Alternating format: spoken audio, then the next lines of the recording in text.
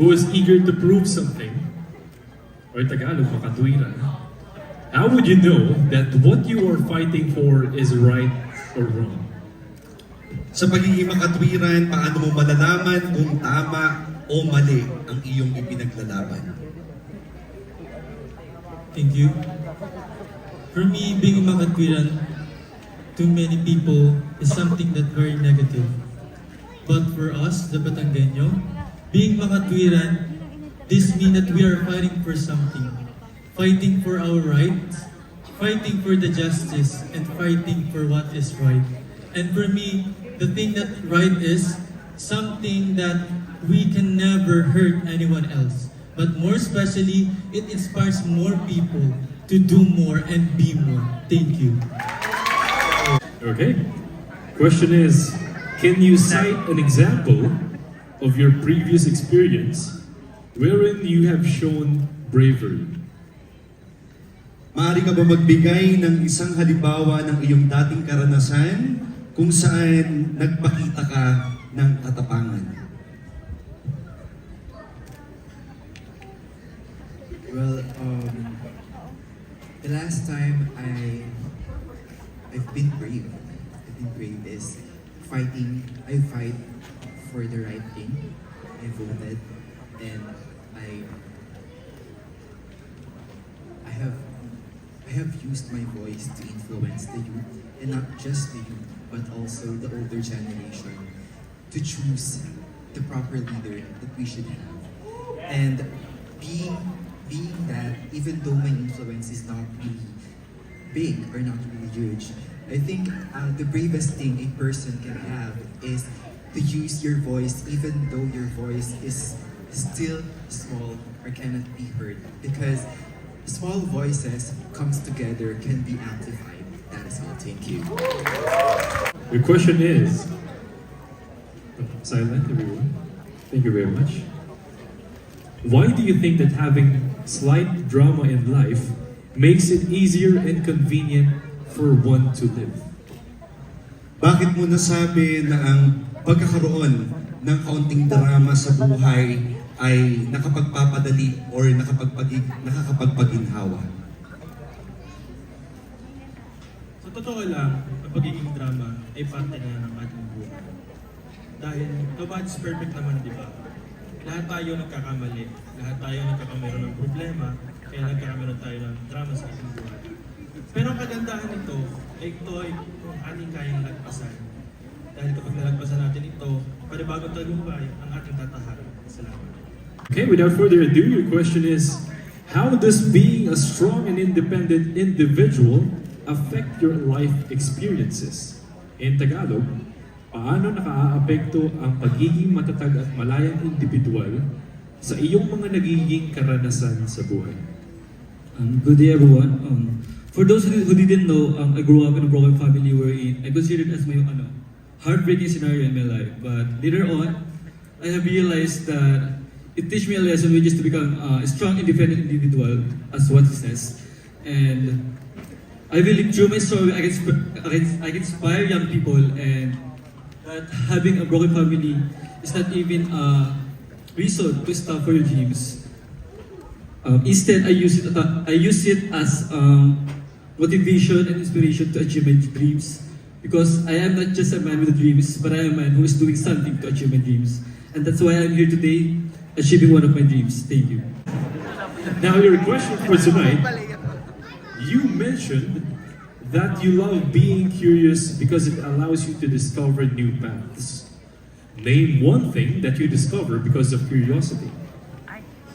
Nabanggit mo na gusto mong maging mausisa dahil pinapayagan ka nitong tumuklas ng mga bagong landas. Magbigay ng isang bagay na natuklasan mo dahil sa pag-uusisa. Natuklasan ko po na sa aking pong pag-uusisa na mas lalo ka pong matututo kapag ikaw po ay nagkamali. Bakit po? Kasi sa pagkakamali pong iyon, mas doon ka po matututo, mas doon po mamumulat ang iyong pagkatao na hindi huli ang lahat para lumaban. Your question for tonight, so you mentioned that you love music and arts for it enables you to see another perspective on it as an artist. How will you describe your outlook about music before and right now?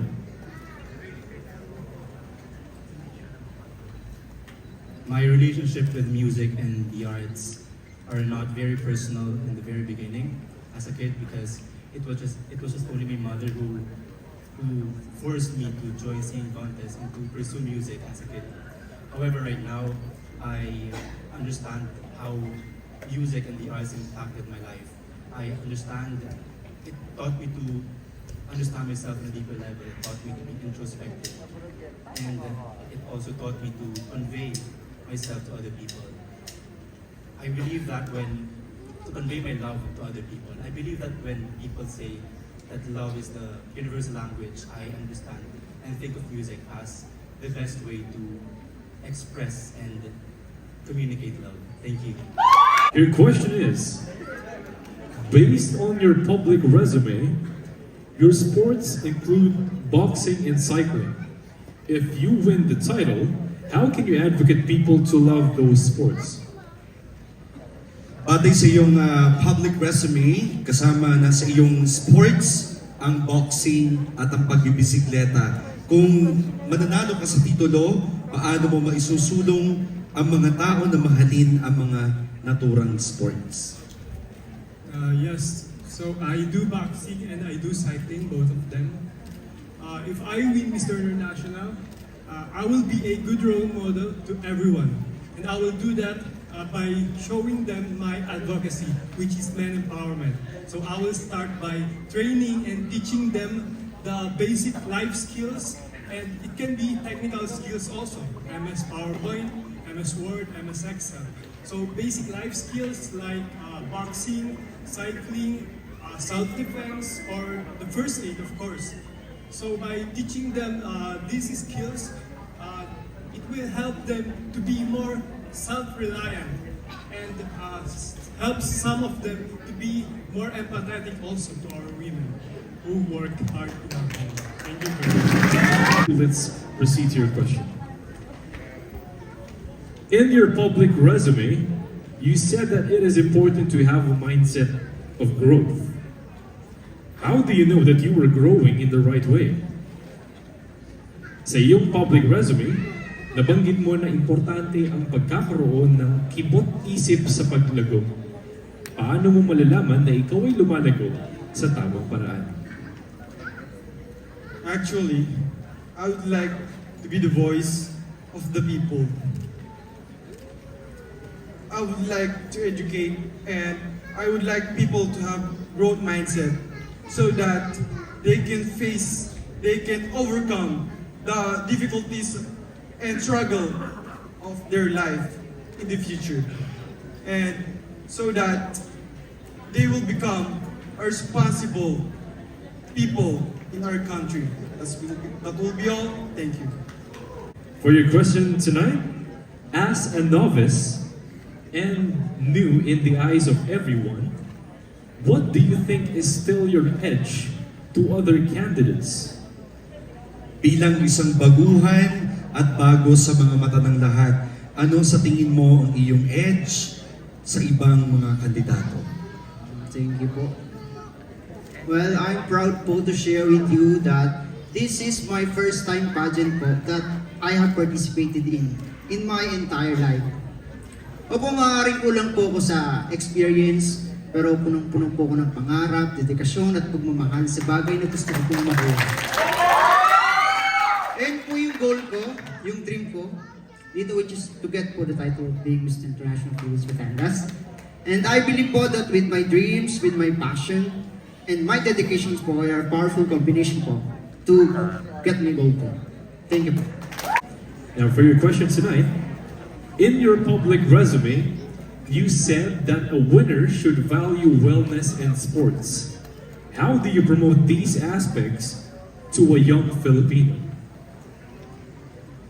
Are you going to answer it directly? Thank you so much for that question. I will use my advocacy about giving guidance and direction for our young people. Why? Because as I witness our young people nowadays, they are are engaging to a wrong environment. So meaning once they are leading to a wrong environment, they are leading to a wrong character. So I stand here today because I stand for a guidance and diversion of our young people. A guidance which can direct their steps and a diversion so that we can give them a brighter future. Good evening, Batangas. Your question for tonight.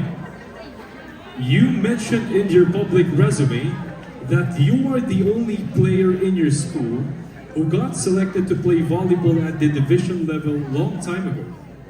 How is pageant similar to sports? Nabanggit mo sa iyong public resume na ikaw lang ang player sa school niyo na napiling maglaro ng volleyball sa division level matagal ng panahon. Paano ang pageant ay naging katulad ng sports? Naging katulad ng sports ang pageant na to dahil sa napakalaki o hindi naman natin sabihin na natin isang balete sa pinakamaliit na bayan sa Batangas. Pero kung ating isipin na sobrang dami ng tao sa balete ay isa ako sa mga lumalaban dito. Isa ako sa napili upang ipaglaban ang pangalan ng balete at ayun ang aking gagawin sa araw nito at hanggang sa bukas, ipaglalaban ko ang bayan ng balete. One of your personal advocacies is no to body shaming and yes to body positivity. What specific actions will you do if you saw online posts that are bullying people of plus size or big sizes? My advocacy is about body shaming. I want to raise awareness of the comments and the compliments that may negatively impact people. And I want to be an inspiration. Every person should be equally treated despite the differences of our body, size, and shape. And that is my dream, that's my advocacy. No to body shaming, yes to body positivity. Your question for tonight. How do you think being maginoo, magalang at magiting can make you a catalyst for change? Paano mo naisip na pagiging maginoo, magalang at magiting ay kaya kang gawing ang katalista, ibig sabihin ay parang agent of change. Being maginoo, magiting, and magalang, and we know that in our provinces have many heroes. And if you become a maginoo, magiting, and magalang, you can empower other people to give influence at maging influence sa kanila and to continue para magpatuloy sa buhay. That's all. Thank you and God bless everyone. I'll now read your question. It was written on your public resume that you almost drowned when you were a kid, and now you were a swimmer. How did swimming affect your life today? Nakasulat sa iyong public resume na munti ka ng malunod nung bata ka pa. Tapos ngayon, isa ka ng swimmer. Paano nakaapekto ang paglangoy sa iyong buhay ngayon? Yes, dahil dati nga munti ka na ako malunod. Dahil mga family ko, mga pinsan, kapatid, mahilig silang maligo sa ilog. At doon sa kagustuhan ko, bigla akong tumalon. But munti ka na ako malunod. And dahil doon, sa kagustuhan ko pa rin, nagpaturo ko sa papa ko paano maligo. At yun, sa paglaki ko, nagamit ko sa sport at para naging lifeguard na rin ako para matulungan ng ibang tao. So, yung nakuha ko doon is, huwag kang matakot kung may utigan ka ng malunod or magkamali kasi it's just a part of life na magkamali at lagi lumaban lang at huwag susuko sa mga pangarap mo. Your question is, as a tourism student, how will you contribute to the tourism of Batangas to have a positive socio-economic impact? Bilang isang mag-aaral sa turismo, paano ka mag-aambag sa turismo ng Batangas upang magkaroon ng positibong epekto sa sosyo-ekonomiko? Maraming salamat po sa inyong katanungan. Bilang isa pong turismo ng STA Lipa, gagamitin ko po bilang isang pagiging tourism student dahil nakikita ko ang pag-unlad ng ating Batangas, lalong-lalo na ang aming bayang Balete, na gusto kong ipakita ko ano yung ganda at ano yung naitatagong yaman ng aming bayan. Ayun lang po. At kaya-kaya ko pagsilbihan ng bayan ng Balete sa aking sipag at syaga upang ipakilala sila sa social media. Maraming salamat po. Okay, your question is, in your public resume, you mentioned that Batangueños are associated with mayabang, normally by co-Batangueños as well. How will you comment further in this view? Sa iyong public resume, nasabi mo na ang mga Batanggenyo ay naihahalin tulad sa mayabang madalas ng kapwa Batanggenyo rin. Ano ang masasabi mo ukol dito? Being mayabang is actually just like personality of Batanggenyo, but being mayabang is like the accent. It is the language of the Batanggenyo that the other people or the other province misunderstood. Being mayabang is something that you are very proud of, something that you have the confidence in you, inside you, of the unique you. That is all. Thank you. Your question for tonight. Aside from coffee, to what food you'd like to compare a Batangueño and why? Bukod sa kape, sa anong pagkain mo pa maihahalin tulad ang isang Batanggenyo at bakit? Para po sa akin, kung itutulad ko po ang isang Batanggenyo sa isang pagkain, yun po ay ang lomi. Bakit? Ang lomi po ay naging culture na po ito sa ating sa Batangas. At ang lomi po ay isang pinakamasarap at hindi po ang maging Batanggenyo. At pagigibong magana. Here's your question. You consider yourself... Silence everyone, thank you very much. You consider yourself as Jack of all trades, master of none. Is this an advantage or disadvantage to you in joining this pageant? Itinuturing mo iyong sarili na Jack of all trades or master of none. Ito ba'y may advantahe o disadvantage sa pagsali sa patimpalak na ito? Okay, so I consider it as an advantage because every day is a living testament that I am living up to the title of being a jack of all trades.